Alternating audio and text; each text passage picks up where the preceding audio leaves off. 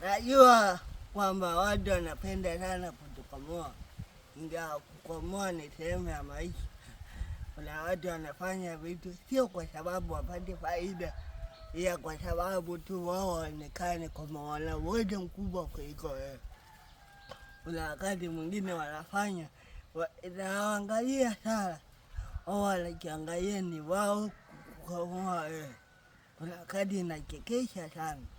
Kuna wakati inakufurahisha hata wewe ambaye umefanyiwa, kwa sababu yeye haoni kwamba anapata hasara. Yeye anaona kwamba ni wewe tu nuni. Lakini kuna wakati mwingine inabidi tuvumiliane tu, kwa sababu hatuwezi jua kwamba kuna siku moja yeye akifanya hiki ambacho amekizoea kufanya, kuna siku yeye atajuta katika maisha yake. Haya maisha ukifanya vitu miradi umefanya, siku yakikutokea ya puani, ndio utajua kwamba una siku nichezea nafasi ambayo nilionayo. Kikubwa ni kwamba fanya kwa uwezo wako, fanya kile ambacho unakiweza.